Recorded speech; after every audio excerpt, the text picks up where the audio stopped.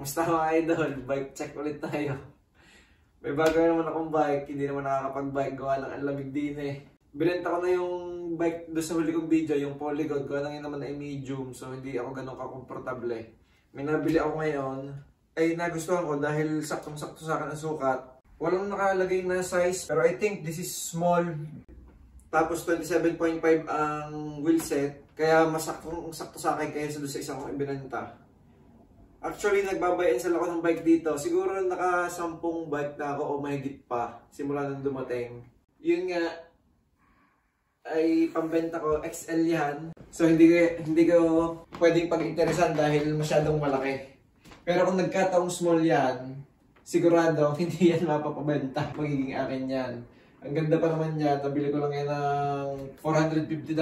Naka-fax yan. Naka-straight XT na components, brakes, shifters, RD, naka-S-Tech na rotors, naka-dropper. Basta kompleto yan, kaso XL. Ay are, saktong-sakto sa akin. Nung tinesting ko, komportable akong gamitin, naka-dropper pa. Bali ito ay Raleigh Tokol 2. Nung search ko sa Google, halos lahat ng parts niya ay napalitan na. Hindi na ito yung stock niya. Sabi din naman nung binilang ko, ito daw ay binili sa kanya na binili ng tatay niya para sa kanya. Babae yung binilihan ko. Tapos, in-upgrade. So, mukhang ano dito na lang na stock dito ay itong frame, itong stem, handlebar, front wheel set. Parang yun na lang ang nakikita kong stock. Lahat palit na. Ito, saddle pala. Stock pa din. Hindi ganun kapopular tong brand na to. Pero, dahil fully upgraded na nga, tapos ang presyo niya is parang $150. Ang tanda ko, nakuha ko to ng $120 or $130. Sulit na dahil naka-RockShox reverb na dropper post, naka-RockShox Recon Solo Air na fork. Ang original nito ay naka-Santor XCR yata. Tapered yung frame, kaya naglagay siya ng headset adapter. King Creek pa yung nakalagay. Itong crank, Alivio nung tinignan ko to sa Google, may FD siya sa Google. So naka 1x na race face crank, naka race face chaster na pedal. Medyo may mga kalawang na matiteta na tayo dyan pag dumaplis ang paa. Naka Zinarir na RD 10 speed na short cage kasi pang ano to pang downhill, pero kaya naman niya hanggang dito. Tingin ko lang pagka nagpalit pa ako ng mas malaking cassette, kailangan ko na rin magpalit ng RD kasi para ito na yung maximum na kaya niya. 36 teeth yata to. Naka M447 na brakes. Yung lever niya M506 parang Diore yata yung lever. Hindi ko lang kung ano to, kung Diore din ba o Alivio tong caliper. Hindi na rin itong original na dahil ang specs niya sa Google ay Tektro ang brakes niya. Bali, ang ginawa ko lang dito simula nung binili, ang naging issue nito kaya binenta ng mura, walang preno. Tingin ko na natuyo lang yung mineral oil dahil napastock ng matagal. Tapos yung dropper post niya, ano din, pag pinisil mo, ayaw nang bumaba. So, ang ginawa ko lang, binlid ko, dahil hydraulic din ang nag-actuate itong lever. Hindi siya cable.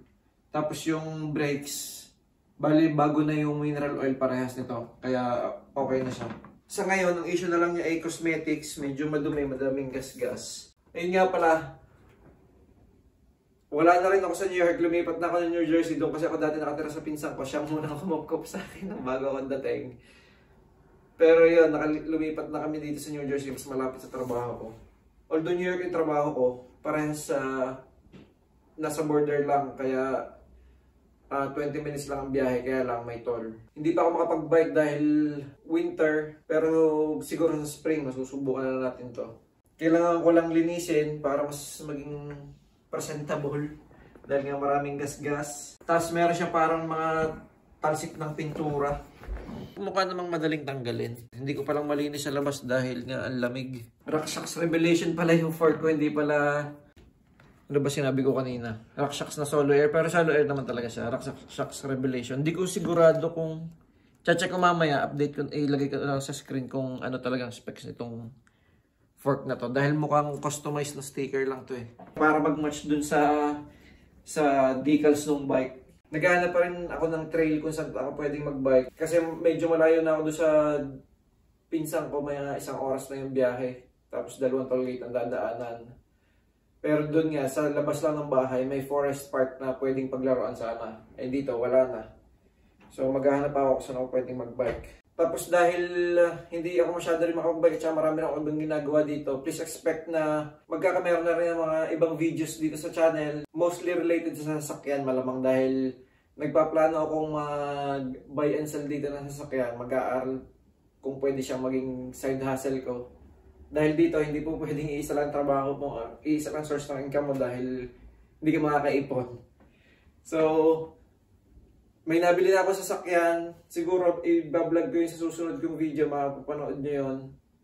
Titingnan natin kung kikita ako or malulugi. Dahil nga practice pa lang, yun ang pinakauna kong pang-buy and sell sana. Pero, syempre, hindi mawawala yung pagbabike dahil hobby natin yan. Laging part pa rin yung bike, except na lang siguro pag winter dahil hindi nga makakapag-bike. Pero pag gumanda ng panahon, so expect nyo na magbabike na ulit ako. Ngayong habang winter nga pala, ito muna ang ginagawa ko. Dahil ang tagal ko hindi nakapag-bike, bumili ako dito second hand na stationary bike. Maganda siya.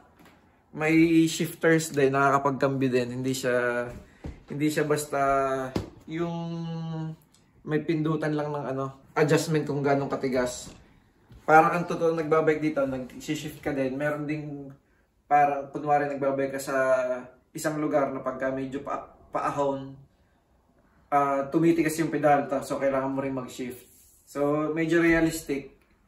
Lumang model na to, nabili ko lang to ng $70 yata. So dito muna ako nagpa-practice para kahit paano na-exercise habang taglamig. So yun lang, hanggang dito na lang muna itong vlog na to. Abangan niyo yung mga susunod na vlog. Sana hindi kayo mag-unsubscribe pag nakakita kayo ng ibang content sa channel. So see you again next time and ride safe everyone!